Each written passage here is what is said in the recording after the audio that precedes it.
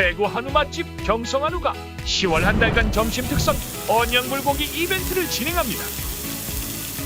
가격 할인, 무한 서비스, 신선한 명품 한우와 가격에 놀라 다시 찾는 대구 한우 맛집 경성한우로 오세요. 대구를 빛내는 명소 한우의 진미 경성한우입니다.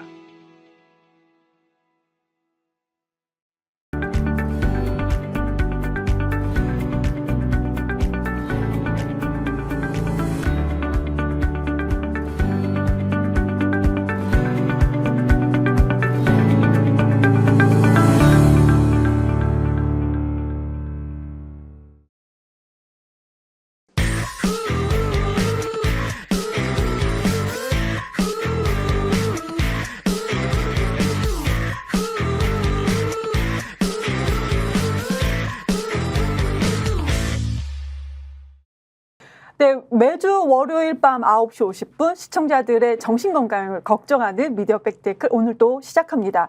네, 오늘도 김성재 에디터님 모시고 오늘은 주류 언론들의 김건희 씨에 대한 보도 흐름의 방향 그리고 어떠한 언론이 튀는 보도를 계속하고 있는데요. 왜 그런지 그 부분에 대해서도 집중적으로 질문하면서 풀어가도록 하겠습니다. 네, 김성재 에디터님 모셨습니다. 네, 안녕하세요. 네, 안녕하세요. 네, 시민언론 민들레 김성재 에디터입니다. 네, 시민언론 민들레. 지금 저희 방송이 시민언론 민들레와 스픽스가 네. 공동 제작해서 이제 지금 보도되고 있죠. 네. 네, 죄송합니다. 시민언론 민들레를 먼저 말씀드렸어야 되는데 방송 시작하기 전에 자꾸 저한테 재밌게 하라고 하시는데 좀 재밌게 좀 해주세요, 오늘. 재밌게 좀 해주십시오.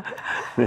네. 근데 저희가 지금 9시 50분인데, 네. 물론 오늘 이런 보도가 좀 많이 나가고 있을 거예요. 나갔을 것 같기도 하고, 과방위에서 지금 현재 우리가 국감을 하고 있죠. 근데 거기에 이진수 방통위원장이 처음에 출석을 하느냐, 마느냐, 네. 이런 얘기가 많이 나오다가 출석을 했습니다. 네. 그에 대해서 짧게 좀 네. 발언 좀 해주시죠. 이번 올해 국정감사는 김건희 국정감사다 이렇게들 많이들 이제 언론이 보도를 했죠.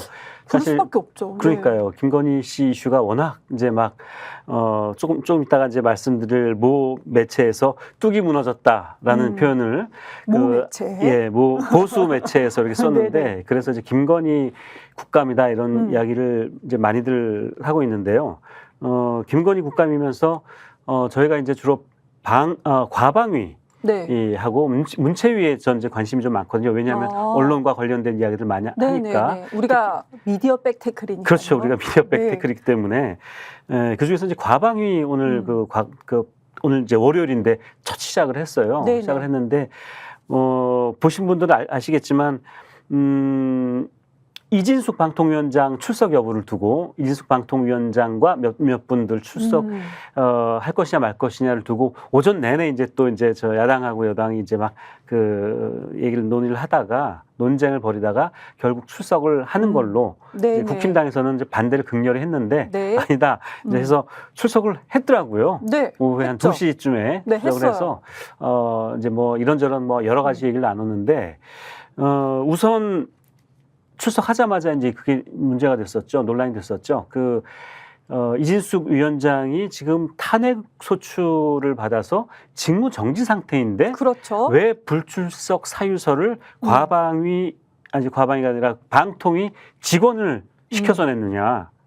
그렇죠. 직무 정지 상태면은 방통위 직원을 시킬 수 있는 위치가 아니죠. 아닌 거예요. 근데 그러니까 방통위 직원을 시켜서 방통위 직원이 불출석 사유서를 국회에 제출했다. 제출한 거죠. 그러니까 그래서 이제 계속 그런 생각이 드는 거죠. 이분이 MBC 계실 때도 법카드를 사적으로 이렇게 많이 유용한 게 이제 다 드러나지 않습니까? 그러니까 이분은 사적 유용을 되게 즐겨하신 거 아닌가. 고위공직자의 어떤 그런 마인드가 전혀 없는 분 아닌가 또 이런 생각이 들었고요. 예, 그리고 그분 말고 이제 뭐 최철호 씨라고요. 지금 시청자 미디어 재단 이사장으로 최근에 이제 자리를 갔는데 이거 역시 이제 방통위원장이 임명하는 자리입니다. 이진숙 위원장이 임명을 했죠. 임명을 했는데 이분이 이제 어디 출신이냐 하면 KBS 출신이고요. KBS 있다가 그 공언련이라는 공정 언론 국민연대라는 단체가 있어요. 공언련. 예, 공언련. 이 단체에 아마 대표인가 뭐 이사장으로 아마 일을 하셨던 분이에요.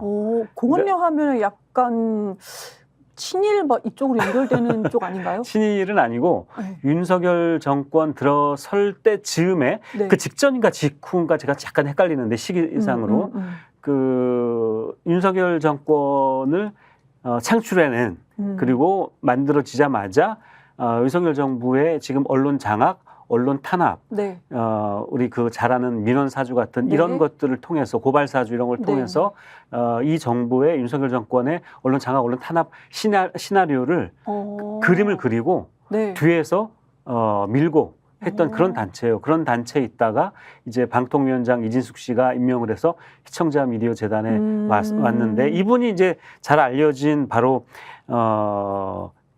일자 그 방송 심의를 했던 날씨 일자 이거를 그 중징계를 내리고 또 김건희 여사라는 표현을 쓰지 않았다고 또 중징계를 내렸던 그 선거방송 심의위원이었던 분이에요. 또 이분이 오늘 출석을 하셨는데 제가 뭐 다 듣지는 못했습니다만 이분들에 대해서 아주 그 민주당에서 아주 신랄하게 문제를 지적하고 그 했던 것 같아요. 지금 9시 넘어서까지 아마 그 진행이 된 것 같은데 그 저녁 때 건 제가 못 보고 오후에 조금 봤습니다. 근데 그 제가 왜 이 말씀을 사실 드리냐면 정말 하나하나가 정말 그 문제가 많은 그런 부분들이거든요. 그러니까 이진숙 씨 문제라든지 이진숙 씨가 또 그 방통위 직원을 사적으로 심부름시켜서 불출석 사유서를 낸 거 말고도 직무정지 기간에 유튜브에 출연을 한다든지 SNS에 뭐 좋아요, 공유하기를 눌러서 그 좌파 뭐 어쩌고저쩌고 하는 이런 그 자기 표현을 계속 해온 거예요. 그러니까 이런 문제들이 정말 심각한 문제거든요. 글 쓰는 게 뭐가 문제예요? 자기가 직무정지 기간에도 개인 SNS에 글 쓰는 게 뭐가 문제예요? 굉장히 굉장히 생각을 가지고 계시네. 아니 그게 아니고요. 그렇게 질문하시는 사람들 많을 것 같아요. 아니 개인 SNS 글 쓰는 게 뭐가 문제냐. 이렇게 질문할 사람들이 있어서 지금 저한테 대신 질문하신 거죠. 아니 직무정지지만 이분은 지금 연 1억 4천만 원 연봉을 받고 있는 공직자입니다. 공직자가 SNS를 통해서 계속 무슨 얘기를 하고 있냐면요. 그냥 자기가 뭐 밥 먹었다, 어디 놀러 갔다, 산에 갔다 이 이야기를 하는 게 아니고요. MBC가 민주노총 좌파 단체에 완전히 경도된 방송이다라든지 좌파 방송이다 이런 그 SNS에 글을 올린다든지 공유하기를 한다든지 이렇게 하면 안 되죠. 이분이 공직자예요 지금. 그러면 직무가 정지되긴 했으나. 우리 이제 전문가, 미디어 전문가 김성재 에디터님의 이 발언을 듣고 혹시 오늘 저녁까지 이 뉴스를 놓치신 분이 분명히 지금 검색하실 것 같아요. 이진숙, 과방위 국감 이런 식으로 검색을 하셔서 내용을 아실 것 같아요. 근데 지금 이진숙 이분한테 사적 감정이 있어서 안 좋은 감정이 있어서 이러시는 건 아니죠? 제가요? 저 그분 잘 몰라요. 뭔가 이렇게 감정이 뭐가 있는 것 같은 그건 아니죠? 감정이 있긴 합니다. 어떤 감정이요? 무슨 감정이냐면 저는 그분의 공직자 로서가 아니라 이분이 그 기자 출신이시잖아요.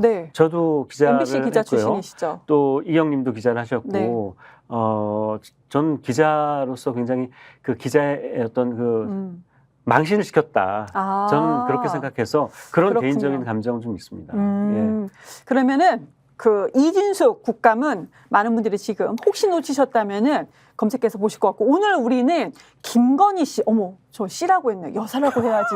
근데 여사라고 하고 싶지가 않은데 그래도 뭐 유튜브는 그런 사전 검열 안 하니까. 오늘 그럼 김건희 씨로 그냥 우리 쭉 갈까요? 저는 시민언론인들 여사라고 중간에 하지 마세요. 칼럼 쓸 때 다 김건희 씨라고 썼어요. 그래요? 씨, 땡땡 씨가 자체가 되게 존칭인데 남녀에게 보다 쓰는 존칭인데 그렇게 뭐라고 하더라고요. 제가 저번에 한번 왜 이런 표현을 쓰잖아요. 누구 발. 그러니까 민주당 발. 그렇죠. 많이 쓰죠. 국힘당 언론에서. 발 위기. 윤석열 대통령 발 국정 위기 이렇게 쓰잖아요. 지금 굉장히 지금 국힘당이나 윤석열 정부가 이제 궁지에 몰리고 지지율이 폭락하고 하고 있는 게 김건희 씨 발 위기거든요. 네. 근데 이렇게 썼더니 어떤 분이 이걸 잘못 읽으셔가지고 왜 욕을 하느냐 이렇게 하시던데 그 욕이 아니고요. 윤석열 대통령 발 국정위기. 저는 집안이 이렇게 그런 시각으로 볼 수 있다는 참신하다는 생각이 들었어요. 참신한 건가요? 저 한 번도 그렇게 생각해 본 적이 없어서 아주 누구 발이 되게 당연하게 읽었던 그렇죠. 사람으로서 너무 참신한 지적이었다. 저 집안이 양반 집안이라 그렇게 욕 안 합니다. 오해하지 마시고요. 근데 굉장히 좋아하시네요. 아니, 그게 아니고. 네. 아니, 좀 참신했어요. 그런 시각으로도 보실 수 있다는 점에서 좀 지금 너무 신선합니다. 네. 우리가 지금 미디어 백테클은 이제 지금까지 이제 윤석열 정부에서 소위 윤석열 정부가 나눴던 비주류는 제대로 보도를 하고 있어요. 찾아가지고 보도를 하고 정말로 탐사 보도처럼 다 하고 있고 지적을 하고 있는데 주류 언론들은 무시를 하거나 아니면은 조금 따라가는 정도로 보도가 됐었죠. 근데 오늘은 우리가 이제 처음에 튀는 언론이 있다라고 했을 때 그 튀는 언론이 의외였습니다. 동아일보였어요. 네, 동아일보가 사실 뭐 조중동이 우리가 흔히 말하는 조중동 카르텔 얘기를 하잖아요.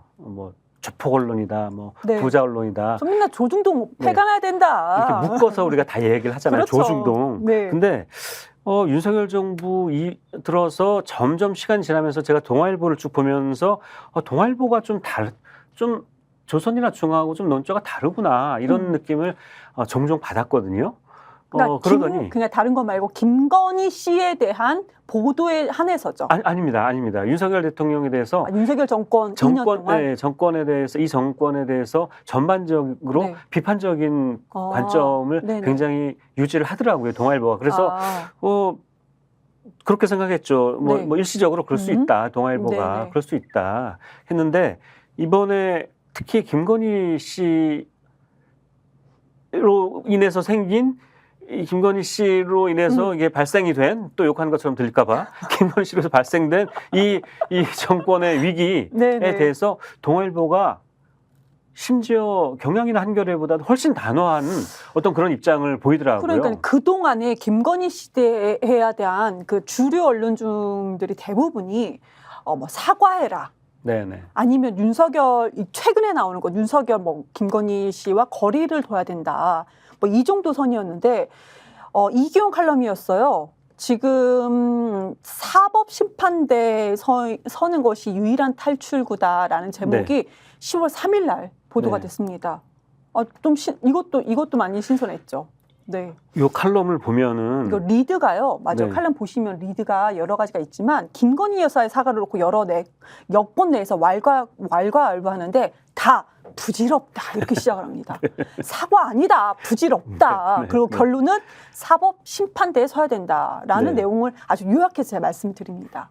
여사 문제 수렁에서 헤어나려면 김 여사가 더도 말고 덜도 말고 일반 국민 누구에게나 적용될 절차를 거쳐 공정하고 엄정한 사법적 처분을 받는 것 이외엔 그 어떤 출구도 없다. 굉장히 단호하죠. 매우 단호해요. 다른 출구가 없다는 거예요. 사법적 처분을 받는 거, 이게 뭡니까? 이게 처벌받는 거예요.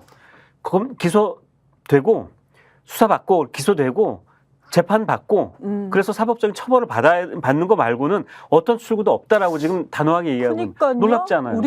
우리 이제 김성재 에디터님께서 계셨던 이제 한겨레나 우리가 주류 언론에서 보통 그래도 좀 보신다는 분들은 한겨레나 경향신문 정도를 보는데 거기서도 수사해야 된다. 이 정도 검찰이 수사해야 된다. 이 정도 선인 것 같아요. 근데 여기는 아예 그냥 사법 심판대에 서라. 이렇게 얘기를 하고 한겨레 있습니다. 경향은 사실은 특검은 피할 수 없다. 이 정도 논조로 저는 알고 있습니다. 특검을 해야 되고 특검 거부권 행사하는 거는 말도 안 된다. 윤 대통령이 자기 부인이라고 해서 이렇게 이런 정도의 논조였는데 동아일보는 아예 그냥 대놓고 이거 말고는 출구가 없어. 사법적 처분을 받는 것이야. 그리고 사과는 당연히 해야지만 이제 사과만으로는 안 된다. 이렇게 단호하게 얘기하는 그 매체는 저는 그 주류 매체 중에 이른바 주류 매체 중에 동아일보가 유일했고요. 그리고 그래서 더더군다나 그게 무슨 다른 한국일보나 이런 매체가 아니라 동아일보라는 데 대해서 전 상당히 놀랍다는 생각이 들어요. 근데 이 칼럼을 쓴 이기홍 대기자라는 분이 네. 이분이 사실 지난번에도 자기 칼럼에도 썼어요. 과거에 자기가 무슨 칼럼을 썼는지. 이분이 예전에 명품백 사건이 터진 직후에 여기다 썼습니다. 필자는 김 여사가 국민에게 사죄하고 사과로 근신해야 한다라고 해서 사과라는 거는 그러니까 그 말하자면 그 대통령실을 떠나서 조용히 그냥 어디 별도의 그 거처에 가서 입 다물고 사과하고 네네. 근신해야 된다라는 그런 칼럼을 썼어요, 이분이. 이때가 이제 작년 12월 8일 날 썼던 칼럼이고요. 이 나라 보수는 김건희 리스크를 더 이상 안고 갈 수 없다라는 그렇죠. 제목입니다. 근데 예. 이때도 저는 이 칼럼을 보면서 좀 웃기지도 않았어요. 왜 그러냐면 사과해야 된다. 진심 어린 사과를 해야 된다. 이 정도 선이었던 거고요. 그리고 무슨 뭐 김 여사에 대해 자파가 마녀 사냥, 뭐 여성 비하한다 이런 것도 비판했던 칼럼이었어요. 그런데 제 입장에서는 이걸 봤을 때 사과 같은 소리 하고 있네 이런 생각이 들었지만 이 당시 다른 언론에서는 그렇죠. 이거 사과 언급도 하지 않았던 시기였었잖아요. 다른 언론들은 주로 유튜버가 조선일보에 따르면 김건희 씨의 스토커 같은 유튜버가 맞아요. 함정 취재를 해서 그쵸. 함정 취재에 당한 거다. 이제 그러면서 함정 취재가 불법적이라든지 이 부분만을 계속 강조했었고요. 김건희 씨와 사과 이런 얘기는 다른 매체들은 아예 그때는 꺼내지도 않았었어요. 근데 그때 동아일보는 사과해야 된다. 네. 그렇지 않으면 보수가 괴멸될 수 있다라는 그런 그 논조의 칼럼을 썼던 분이에요. 12월 달, 작년 12월 달에. 근데 이제는 이분은 그보다 한 걸음 더 나아가서 사과는 당연하고 그걸로는 이제 되지도 않고 무조건 해결책은 유일한 해결책, 그렇죠. 사법적 처분을 받아야 된다. 이런 칼럼을 쓰신 거예요. 그래서 저는 이게 한겨레나 경향보다 더 단호하고 아주 그 엄중한 그런 그 신호를 보낸 거죠, 대통령실에. 네네. 그래서 굉장히 놀랍다는 거예요. 자, 네. 그러면 아마 그렇게도 생각하실 거예요. 왜 동아일보 왜 저러나. 저 질문 드리려고 했는데 다 하세요? 저 쉬고 있을게요. 질문하세요. 제가 답변하는 식으로 할게요. 지금 제가 국정감사 오늘 계속 보다 와서 저 답변을 하고 싶었어요. 네. 의원이 질문을 하면 거기에 대해서 답변할 그 준비가 돼 있어요. 제가 작년에 한번 국회에 못 들어간 저한테 의원이 질문하면 뭐 놀리시는 건가요? 아무튼 저는 개인적으로는 이런 생각이 들었어요. 동아일보가 왜 다른 언론하고 다른 방향으로 가지? 왜 그러지? 뭐 윤석열 정권하고 윤석열의 김건희 씨하고 윤석열 대통령과 김건희 씨와 뭔가 그 사주가 무슨 안 좋은 일이 있었나? 네. 약간 이런 시각으로 저는 읽히더라고요. 네. 그 설명을 제가 드리기 전에 조선일보하고 중앙일보를 좀 먼저 볼게요. 먼저 한번 볼까요, 그러면? 네. 중앙일보에 오늘 이런 칼럼이 실렸어요. 기로에 선 윤석열 대통령. 중앙일보에. 네네, 맞아요. 이하경 칼럼이라는 제목입니다. 이하경 이 대기자가 중앙일보에 아마 주필 같은 것도 담당을 하셨던 분으로 제가 기억이 나는데 이분 아주 유명하죠. 이분이 왜 유명하냐면요. 이분이 2022년에 이른바 윤비어천가를 연상케 하는 그런 칼럼을 한번 그렇죠. 쓰셨어요. 그 기억이 나실지 모르겠는데 그때 다들 이제 와 정말 바로 이게 우리가 말하는 그러니까 1980년에 전두환 정권이 들어섰을 때 조선일보가 무슨 육사의 꿈인가 뭐 해가지고 전두환을 굉장히 미화하는 그런 글을 썼잖아요. 네. 이 부분에 이하경 씨의 그때 칼럼 2022년 칼럼도 거의 그 정도였어요, 사실은. 매우 분노했던 기억이 있습니다. 분노했던 기억만 나시고 무슨 내용인지는 모르시죠? 그거 잠깐 제가 오래됐으니까 무슨 내용인지 아는데 그럼 무슨 내용인지 얘기를 해주시죠. 이렇게 썼어요. 그때 신림동 반지하 기억나시나요? 비 많이 와서 신림동 반지하를 윤석열 대통령이 갔어요. 쭈그려 앉아서 봤잖아요. 예, 근데 그때 어디서 전해 들은 건지 본인이 이하경 씨가 보지는 못했을 거고 전해 들었겠죠. 대통령이 만류를 뿌리치고 출입 금지선인 폴리스 라인을 넘어 어둠 속 계단을 걸어 내려가 경호원들이 당황했다는 이야기를 들었다고 이제 쓴 거예요. 그러면서 도중에 미끄러져서 넘어질 뻔했고 구두와 바지를 흙탕물에 적신 것도 알게 됐다. 대통령이 저 먹먹한 슬픔의 공간으로 몸을 밀어넣은 것은 국민의 아픔이 나의 아픔이라는 무한 책임과 연대의 증거다. 스스로 대통령다움을 입증한 것이다. 분노했다는 점이 뭔지 아시겠죠? 이런 칼럼을 쓰신 분이에요. 그래서 이 칼럼이 나오고 나서 제목이 어둠 속 반지하 계단에서 미끄러진 대통령인데 다들 정말 경악을 금치 못했죠. 이렇게 그 정권을 감시하고 견제해야 될 언론인이 이렇게 그 미화와 찬양가를 이렇게 부르는 걸 보고 경악을 금치 못해서 그때 다들 중앙일보와 대단하다 이런 얘기를 했었고 조선일보야 뭐 이런 조선일보도 사실 이 정도의 그 찬송가를 부르지는 않았어요. 그 윤석열 정권에. 그렇지만 계속 뭐 윤석열 정권을 지켜주기 위한 기사와 칼럼들을 썼죠. 꾸준히 했죠. 일면에도 많이 내고 그랬죠. 근데 동아일보는 초기부터 약간 이상한 논조를 계속 보이더니 이제 아니 계속 그럼 아까 비판적인 중앙과 조선을 한번 지적해 보자고 하더니 갑자기 또 동아로 가시는 거예요? 이하경 칼럼 이제 보신 분들도 계시겠지만 혹시 이제 이하경 칼럼 오늘 나온 거예요. 오늘 나온 칼럼 뭐 많이 내용 아시겠지만 이거 그냥 한 줄로 요약하면은 대통령 문제로 비화하기 전에 김건희 씨 문제가 대통령 문제로 그러니까 비화되기 전에 실기하지 말고 냉철하게 결정해야 된다가 이게 이제 요점이에요. 요점. 그러니까 지금 오늘자 이하경 칼럼은 막 너무 걱정되는 거예요. 그러면서 빨리 끝내자. 김건희 씨 문제 빨리 끝내야지. 안 그러면은 윤석열 문제로 이게 넘어가면 이게 정권이 무너질 수 있다라는 그 걱정이 너무나 이제 잘 드러나는 그런 칼럼인 거예요. 윤석열 대통령한테는 아버지 같은 칼럼이더라고요. 보니까. 그렇죠. 아빠가 걱정하시는 것 같아요. 그 며칠 전에 그 저희 시민언론 민들레의 유시민 칼럼이 이제 게재가 되는데 거기서 유시민 그 작가가 이런 지적을 했거든요. 지금 이 문제는 이 총체적인 이 국정 운영의 실패, 이 문제, 김건희 씨의 문제에 사실은 그 문제는 어디서 비롯된 거냐면 이런 표현을 썼어요. 자연은 진공을 허락하지 않는다. 권력도 마찬가지다라는 거예요. 권력도 권력의 진공을 허락하지 않는다는 거예요. 윤석열 대통령이 아무런 어떤 권력을 직접 휘두르지 못하고 인해서 이것 때문에 생기는 그 권력의 진공을 김건희 씨가 지금 그 진공을 메우고 있다는 거예요. 그러니까 김건희 씨가 정치권에 지금 국정 운영의 진공 상태를 메우고 있다는 거죠. 진공 상태다 이 말인 거죠. 근데 진공 상태가 아닌 거예요. 그러니까 지금 김건희 씨가 진공을 김건희가 메우고 있기 때문에, 그러니까 이 권력도 윤석열 대통령이 권력을 제대로 잡고 그 권력을 제대로 수행하고 즉 국정 운영을 제대로 수행하고 하면 진공이 생길 수가 없죠. 그런데 우리들 이제 그런 얘기 많이 했습니다. 윤석열 대통령 정말 모르는 것 같다.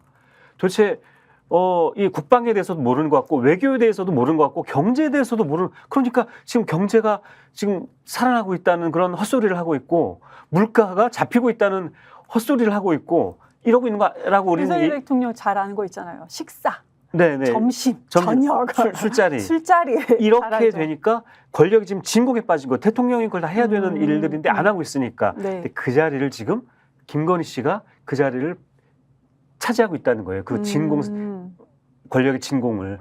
근데 그러면 안 되잖아요. 그러면서 생기는 문제들이 지금 이런 문제들입니다. 명품백 받으면서 인사 개입하고 선거 개입하고 공천 개입하고 관저 이동하는데 다 개입하고 이 권력의 진공을 지금 김건희 씨가 지금 메우고 있는 거예요. 아니 김건희 씨가 김대남 씨 녹취록만 봐도 그거 음성 파일 그대로만 봐도 윤석열 대통령을 향해서 지라고 표현하면서 지는 몰라, 아무것도 몰라. 근데 이제 김건희 여사라고 표현하면서 김건희 여사 말은 되게 잘 듣는다. 이런 얘기가 직접 나오잖아요. 대통령실에 이제 그 비서관이 얘기하는 걸 보면은 정말 김건희 씨 말은 참 잘 듣는 것 같아요. 그러니까 진공 상태의 김건희 씨가 아주 꽉 차고 있는 것 같다라는 생각이 듭니다. 지금 김건희 정권이라고 부르는 분들도 있잖아요.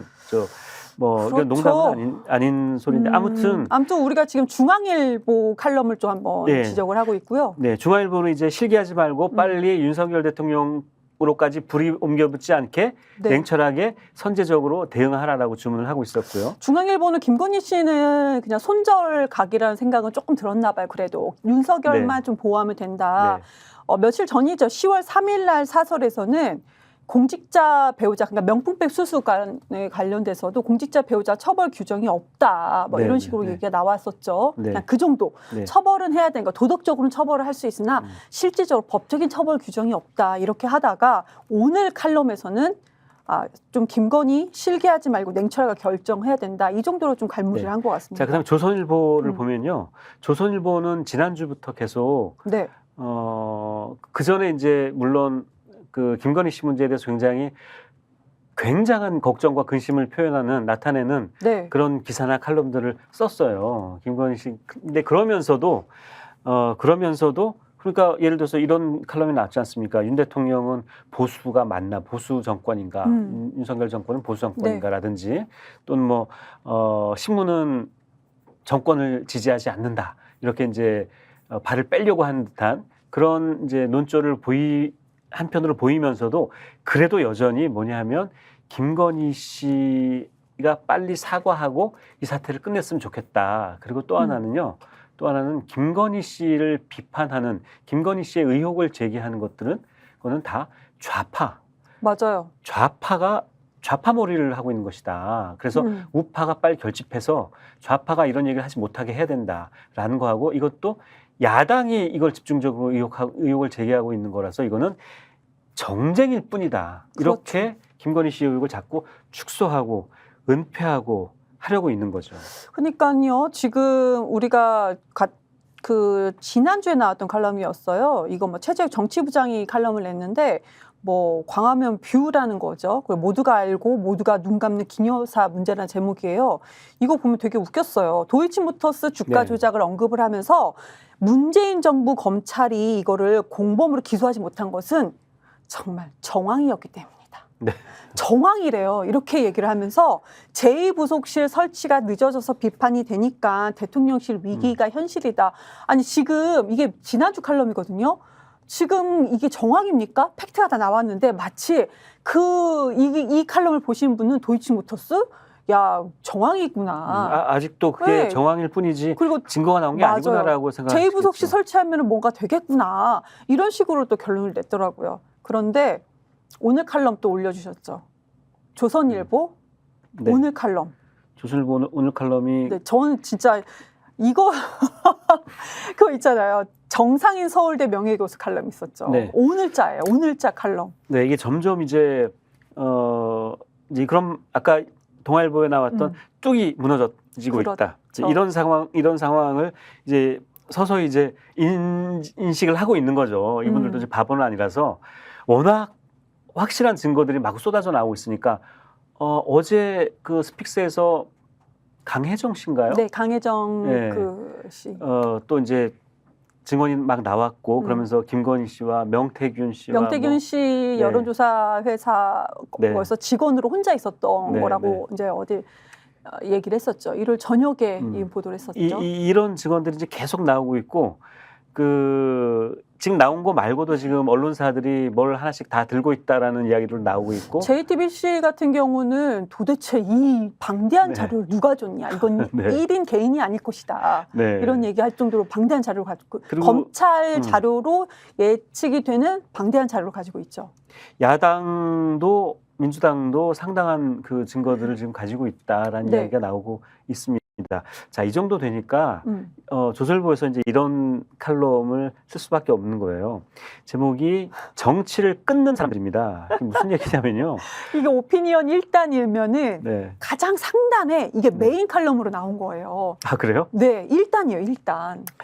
요즘 내 주변에 정치를 끊었다는 사람들이 꽤 많다 하면서 정치와 일부러 멀어지기 위해 신문도 안 보고 방송도 틀지 않는다는 이들의 기백은 담배 끊기에 필적할 정도다라고 하면서 이들은 중도를 택한 것이 아니라 무당층입니다. 정치 자체를 기피하고 외면하는 것으로 분석됐다. 이렇게 시작하는 칼럼인데요. 이런 칼럼을 서울대 명예교수, 사회학과 명예교수라는 분이 칼럼을 썼어요. 이분 뭐 유명한 뭐 이제 우파 그 학자이신데 이거 무슨 얘기냐면은 한마디로 이겁니다. 그러니까 정치 무관심, 정치 혐오가 사람들한테 많이 지금 막 퍼져 있다. 이 네. 이야기를 하고 싶어 하는 거예요.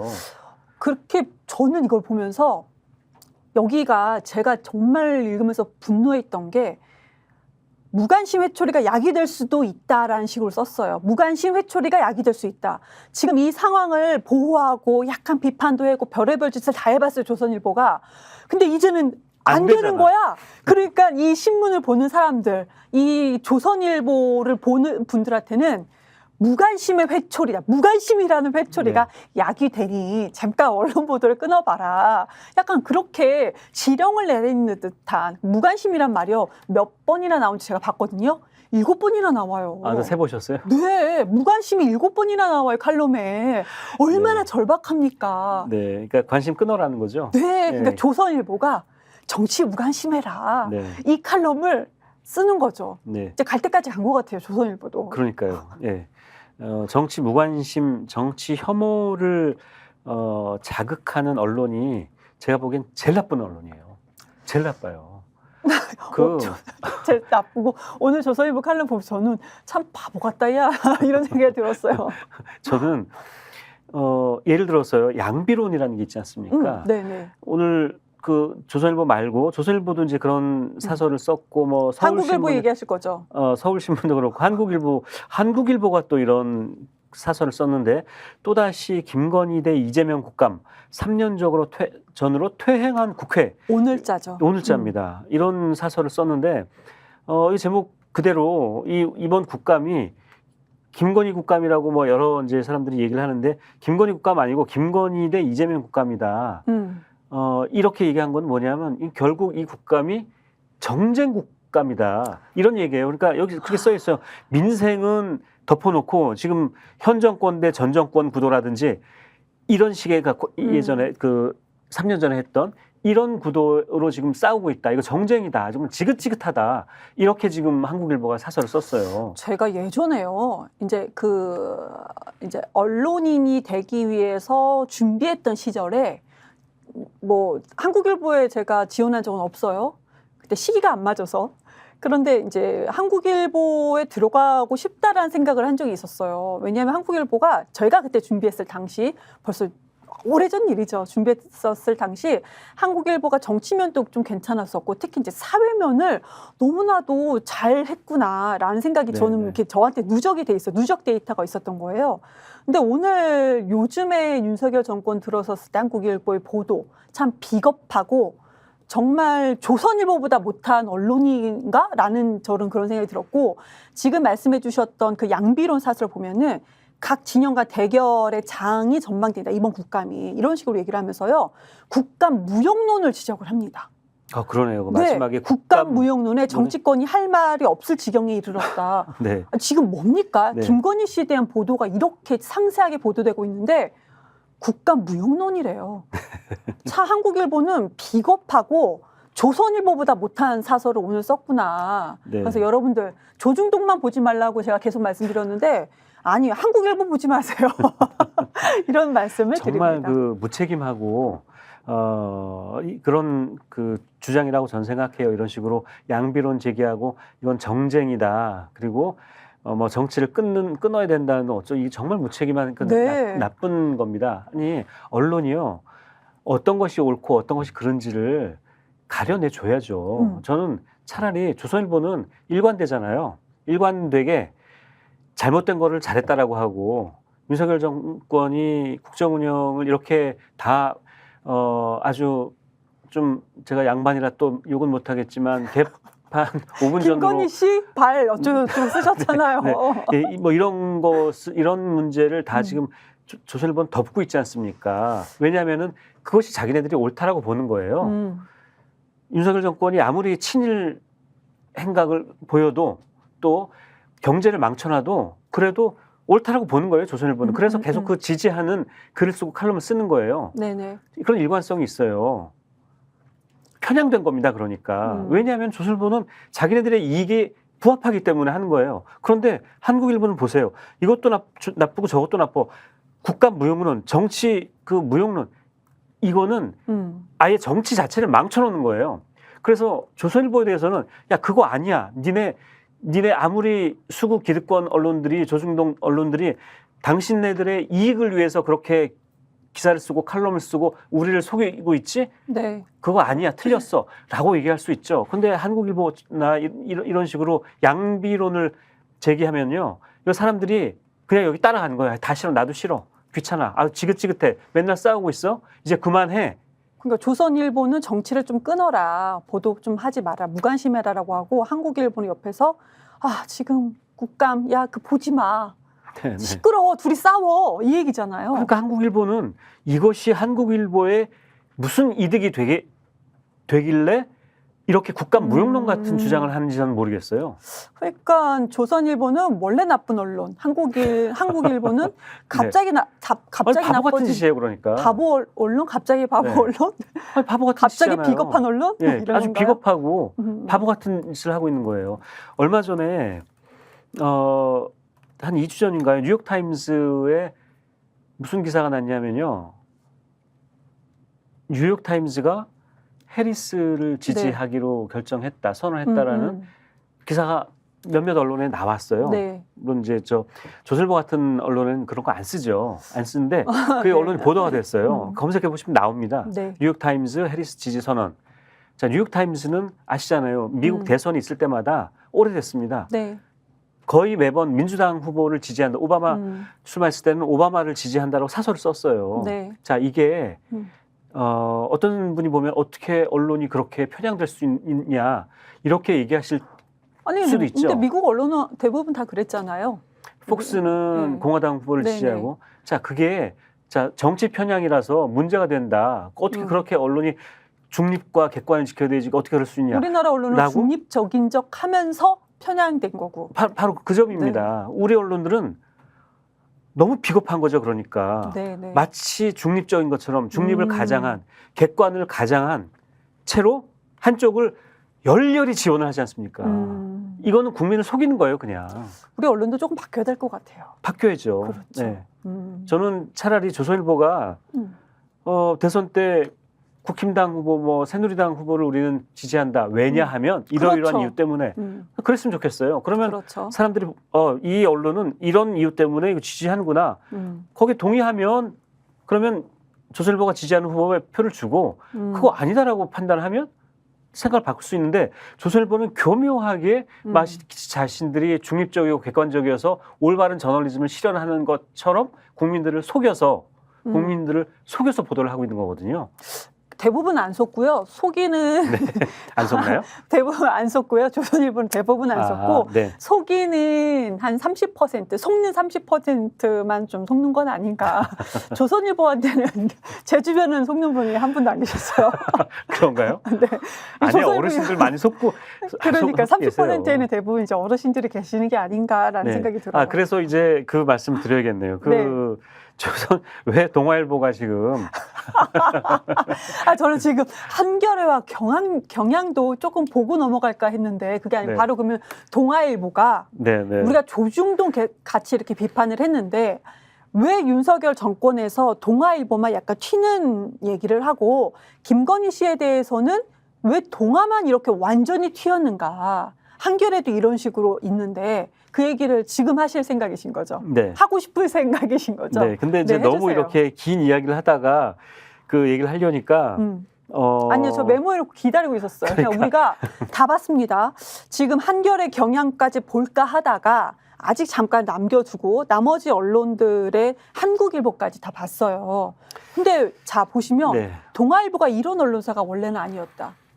네, 원래 이런 언론사가 아니었는데 왜 갑자기 동아일보가 김건희 씨에 대해서는 이런 식으로 가혹하게 언론 보도를 합니까? 왜 그런 거예요? 동아일보에 아까 말씀드린 그 이기용 칼럼이요? 사법심판대가 유일한 탈출구다라고 쓴 칼럼을 보면은 이런 얘기도 해요. 그러니까 여기도 좌파들에게 최대의 먹잇감, 그러니까 만약에 어떤 녹취가 또 나오면 그게 윤 대통령이 실정법을 위반한 내용을 찾을 수 없어 재료 빈곤에 시달리는 좌파에게 최대의 먹잇감이 될 수 있다. 이렇게 보고 있어요. 사실은 동아일보도. 그러니까 뭔가 그 좌파, 우파 뭐 이런 그 자꾸 이제 색깔론에서 이분들의 시각이 벗어나지는 않았어요. 그럼에도 불구하고 이렇게 보도하는 건 제가 취재한 바에 따르면 동아일보의 사주와 그 지금 사장이라든지 경영진이 윤석열 정부에 대해서 굉장히 못마땅하게 생각하고 있다. 아무 언론데 아직 안 나오는 건가요? 네, 아직 단독 취재신 건가요? 단독 취재입니다. 아, 사주가? 네, 사주가 윤석열 대통령과? 윤석열 대통령에 대해서 그러니까 굉장히 그러니까 처음부터 굉장히 낮게 평가를 했다. 낮춰봤다는 윤석열 대통령에 대해서. 윤석열 검사에 대해서. 그래서 어떻게 저런 사람이 대통령이 되냐. 까면 안 된다 생각했다는 거죠. 동아일보 사주가. 네. 그리고 김건희 씨에 대해서도 프랑스 언론처럼 콜걸 막 이런 쪽까지는 아닌가요? 이제 그런 생각을 가지고 있다는 거예요. 이거는 좀 망신스럽다. 그래서 조선이나 중앙이 그러면 어때? 어쨌든 우리 이익에 부합하면 됐지. 그럼 거기 뭐가 문제야? 이렇게 생각했다면 동아일보 사주는 좀 다르게 생각했다는 거예요. 그래서 윤석열 정부에 대해서 굉장히 윤석열 대통령 자체에 대해서 좀 낮춰서 보고 낮게 보고 뭐 저런 대통령이라고 이렇게 생각을 했고요.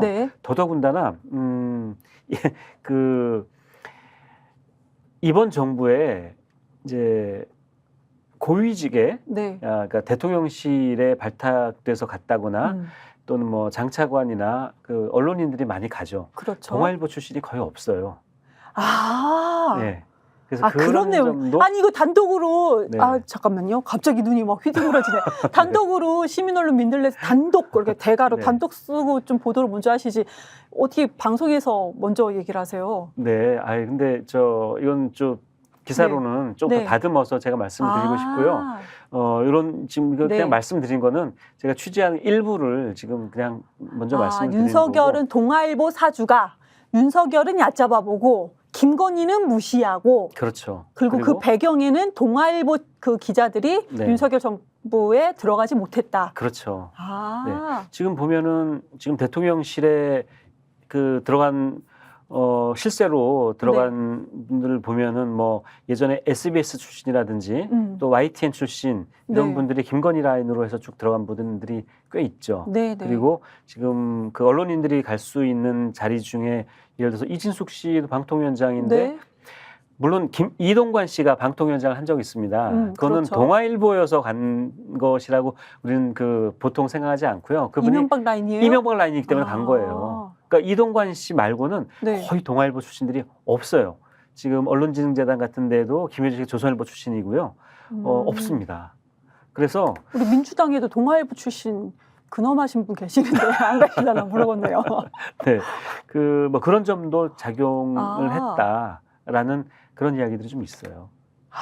그렇군요. 이거 진짜 이거 녹취록 이런 것도 좀 나왔으면 좋겠습니다. 그렇죠. 네, 요즘에는 녹음 파일이 대세예요. 그러네요. 하더라 하시면 안 돼요. 다 녹음. 보통 요즘에는 한 7시간 이상은 녹음이 돼야 돼요. 그렇군요. 네, 7시간 이상 녹음해서 한번 다음 주에는 이거 갖고 한번 했으면 좋겠는데 취재하신 걸로. 그 녹취록이 나오면 뭐 한번 센 걸로다가 우리 자막 녹화 한번 했으면 좋겠습니다. 얘기해 볼 수 있을 것 같습니다. 왜 동아일보는 윤석열 정부를 배신했는가? 대해서. 좋은데요? 네. 네.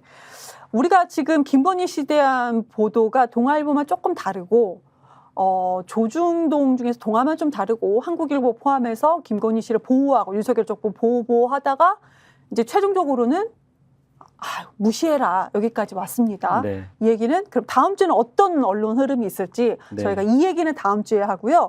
우리가 몇 분 남지 않았어요. 몇 분 남지 않았는데 아주 간단하게 또 우리가 짚고 넘어갈 게 하나가 있죠. 네, 연합뉴스 문제인데. 그렇죠. 저희가 이제 이 방송에서 계속 주류 언론의 이 허상, 주류 언론이 얼마나 우리 언론으로서 저널리즘을 배반하고 하고 있는지 최근에 반면에 비주류 언론들, 인터넷 매체라든지 또 우리 일부 유튜브를 통해서 보도를 하고 있는 언론 매체들이 굉장히 지금 열심히 그렇죠. 생각보다 훨씬 더 정교하게 우리는 굉장히 걱정했잖아요.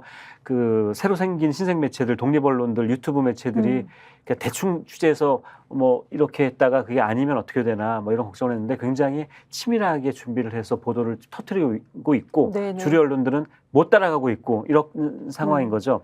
근데 주류 언론 중에서 굉장히 사실은 영향력이 큰 매체가 하나 있어요.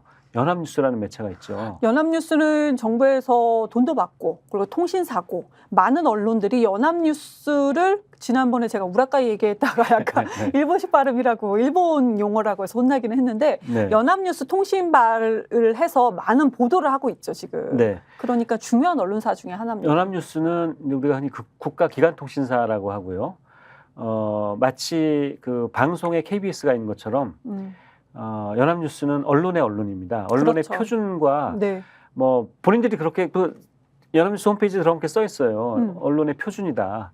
한국 언론의 표준이다라고 그렇게 이제 자부하는 언론이죠. 그래서 연합뉴스 기자들이 아마 기자 수도 제일 많을 거예요. 한 700명 될 겁니다. 조중동이 한 300, 바나바에 뭐 400, 500. 연합뉴스 700명이에요. 그리고 게다가 전 세계에 가장 많은 특파원들을 보내고 있죠. 그래서 해외에도 우리 한국의 소식을 이렇게 전하는, 그러니까 AP통신, 로이터통신, 우리 그런 많이 들었잖아요. 그런 한국을 대표하는 통신사인 거예요. 그러니까 길게 지금 얘기하셨던 중에 하나가 우리가 왜 이 얘기를 연합뉴스를 길게 얘기하느냐. 그러니까 이명박, 박근혜 네. 질문하신 거예요? 그럼 제가 답변할까요? 네. 이명박, 박근혜 시절에 황노황이라는 사람이 사장이었어요. 박노황. 황노황이 아니고 박노황이라는 사람이 사장이었는데 이 박노황이라는 사장 시절에 이 사장한테 충견 노릇을 했던, 그렇게 비판을 받았던 황대일 기자가 이번에 사장으로 내정자다. 네. 이게 지금 얘긴 거죠? 네. 그 애가 야마입니다, 지금. 야마 이런 표현 쓰면 안 돼요. 우라카이 혼나는 야마 그 쓰시면 어떡합니까? 네. 아니, 이분이 과거에 그 박노황 사장 시절이 연합뉴스에 정말 암흑기였거든요. 그렇죠. 그때 정말 불공정 보도를 많이 했던 시절이었고, 불공정 편파 방송 보도를 많이 했고, 거기에 항의하는 연합뉴스 기자들 다 좌천시키고 어디 부당 징계, 부당 인사 해가지고 네. 연합뉴스에 정말 암흑기였어요, 그때가. 네네. 그 당시에 유명했던 연합뉴스 불공정 보도 중에 하나가 이건희 삼성 회장 성매매 보도, 축소 보도했던 게 연합뉴스였습니다. 오늘 건이 많이 나오네요. 네, 맞아요. 그것도 기억을 합니다. 김건희 아니고 이건희 삼성 회장. 그때 이제 막 저항했던 기자들 다 이제 한직으로 쫓겨나고 뭐 MBC나 YTN 해고 노동자, 해직 노동자 그런 시절이었는데, 그때 승승장구했던 기자가 이제 황대일 기자라는 분이 있는데, 이분이 이제 부장되고 에디터되고 했었죠. 네. 이분이 나중에 문재인 정부로 바뀌고 나서는 연합뉴스에서 그 암흑기의 연합뉴스를 바로 잡아야 되겠다라고 해서 혁신위원회를 만들어서 네네. 불공정 보도했던 거를 다 심사를 해서 불공정 보도했던 분들한테 징계를 준다든지 또 그렇게 이제 역전이 된 거죠. 그때 6개월 중징계를 받았던 분이에요. 네네. 불공정 보도와 관련 이제 연관이 돼서 이분이 윤석열 정권 들어서 다시 살아난 겁니다. 그래서 연합뉴스 사장은 이제 사장 추천위원회에다가 대주주인 뉴스통신진흥회라는 기구에서 거기서 이사회에서 결정을 하고 하는데, 이제 당연히 여권 성향의 그 이사들이 이 황대일 씨를 사장으로 내정을 한 거죠. 그래서 사장이 되신 분인데, 이분이 이제 또 우리 아까 처음에 얘기했던 이진숙 씨처럼 최철호 씨처럼 공원련 출신이에요. 공원련에서 활동했던 공원련? 이제 관련 인사입니다. 그래서 이분이 연합뉴스 사장에 이제 취임을 해서 연합뉴스의 논조를 이명박 박근혜 정부 시절에 그 암흑기로 되돌렸을 때 어떤 일이 벌어질지 굉장히 지금 우려되고 있는 거죠. 연합뉴스 기사를 일반인들은 잘 모르시겠지만 아시는 분도 있을 겁니다. 전국에 있는 거의 모든 지역 언론들이 다 받았어요. 그대로. 왜 그런 표현을 하죠? 떼거리가 없다. 기자들이 떼거리가 없다. 이상한 말도 계속. 그렇게 했을 때 연합뉴스 기사가 뭐가 나오는지를 봐서 그거를 이렇게 많이 받아가지고 약간 비슷하게 수정해서 쓰는 지역 언론도 상당히 많습니다. 상당히 많은 게 아니라 대부분이 그렇게 써요. 지역 언론사들이. 아니 저 지역 언론 그렇게 얘기하시면 안 되고요. 아니 그 현실입니다. 저기 지역 언론사들이 저 욕할지도 모르겠지만 그 현실이잖아요. 인정할 건 인정해야죠. 아니 취재하는 언론사가 더 아니 많고 있긴 있죠. 취재하는데 제가 드리려고 하는 말씀은 지역 언론사들이 굉장히 열악하잖아요. 우리 그렇게 하죠. 지역 언론사라고 하지 말고 인터넷 언론사라고 하시죠. 지역 언론사라고 하면은 취재를 많이 취재해서 하는 경우가 많고요. 인터넷 언론사, 우리가 방대하게 국민들께서 이제 보실 수 있는 인터넷 언론사는 연합뉴스 거를 그대로 가져다가 정말 컨트롤 C, 컨트롤 V 하는 인터넷 언론사도 되게 많습니다. 토시도 틀리지 않고 그대로 오타까지 같이 가져가는 언론사는 많습니다. 굉장히 많죠. 네, 지역 언론사들 많아요. 제가 다 봤습니다. 그 기자를 많이 채용하지 못하고 경영이 어려우니까 그러면 그 기사들을 다 어떻게 다 메꾸겠어요. 그래서 연합뉴스를 갖다가 쓰시죠. 그래서 좀 가공해서 쓰기도 하고 또 베껴 쓰기도 하고 심지어 연합뉴스의 사설 같은 그 논설 같은 것도 그대로 가져다 쓰시는데 또 해외에서도 해외 그 여러 통신사들이 연합뉴스 기사를 굉장히 많이 취재할 때 참고를 합니다. 그래서 그런 문제 때문에 자, 해외에서 또 국내 여러 지역 언론들, 인터넷 매체들이 이렇게 불공정 편파 보도를 하고 있는 연합뉴스 보도를 그대로 가져다 쓰면 여론 시장이 어떻게 되겠습니까? 그러니까 연합뉴스 보도를 그대로 많은 언론에서 가져다 쓰고, 근데 윤석열 정부가 정권이 들어서서 2년 동안 300억 원을 연합뉴스에 이제 줘야 되는 건데, 보조금을 줘야 되는 건데 안 줬다면서요. 50억만 주고 다 끊었죠. 네, 다 끊고 안 주면서 이번에 사장을 윤석열 정권 입맛에 맞는 사람으로 선임하도록 이렇게 좀 몰고 간 걸까요? 그렇죠. 뭐 그런 수법이에요. KBS도 마찬가지잖아요. 돈으로 이러면 되겠나. 네, KBS도 수신료 끊어버리겠죠. 통합징수 없애버리겠다고 없앴잖아요. 똑같이 내는 건데 분리징수를 왜 합니까? 네. 그리고서는 박민 사장 보낸 것처럼 연합뉴스 같은 수법인 거예요. 언론을 장악하는 이 수법인 거예요.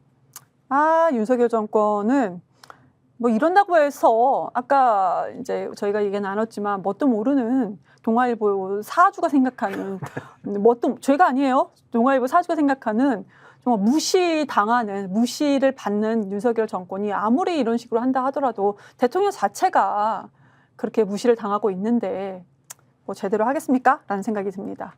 네. 저희는 오늘 저희가 지금 준비한 거는 제가 생각하기엔 다 한 것 같은데. 네, 아니 할 말 많은데. 뭐 여기까지만 하죠. 오늘 시간. 그럴까요? 여기까지만 한번 해볼까요? 밤이 늦었으니까. 그럼 저희 다음 주에는 아까 약속 아직은 안 하신 것 같은데 한번 취재해서 단독 녹취록을 7시간 이상으로 한번 준비해 주시죠. 네. 동아일보는 왜 그런가? 왜 혼자 튀는 건가? 네, 말씀하셨습니다. 네, 오늘도 고생하셨습니다. 네, 여러분 어떠셨습니까? 여러분들의 심신, 그러니까 언론을 보시면서 힘든 그 마음의 안정을 위해서 저희가 지금 미디어 백테크를 항상 고심하고 노력하고 있는데요. 다음 주 밤, 매주 월요일 밤 9시 50분입니다. 다음 주에도 미디어 백테크 여러분과 단독을 저희가 예상하지만 어떻게 될지 모르겠습니다. 다음 주에 뵙겠습니다. 감사합니다. 아니 왜 아직도 3년간 같은 통신사 인터넷 계속 쓰고 계세요? 인터넷 가입 시 48만원 무슨 경동시 추가 혜택이 주어집니다. 인터넷 비교원 통해 인터넷 가입하고 시민에게 홍보해주세요. 지금 문고에 인터넷 비교원 검색 후 3초만에 경동 행복 비교해보세요. 인터넷 비교원. 대구 한우 맛집 경성한우가 10월 한 달간 점심 특선 언양불고기 이벤트를 진행합니다. 가격 할인, 무한 서비스, 신선한 명품 한우와 가격에 놀라 다시 찾는 대구 한우 맛집 경성한우로 오세요. 대구를 빛내는 명소 한우의 진미 경성한우입니다.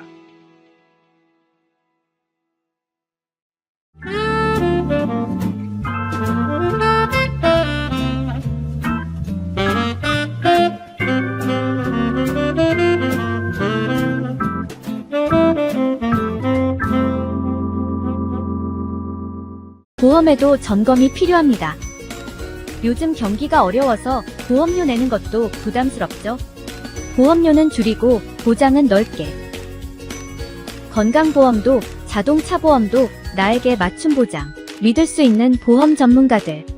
믿을 수 있다 더 착한 보험. 본 광고는 손해보험 광고 심의 기준을 준수하였으며 유효기간은 심의 결과 통보일로부터 1년입니다. 스픽스는 말하는 언론입니다. 대세는 유튜브, 그중에서 스픽스. 좋아요, 댓글, 구독, 알림 설정.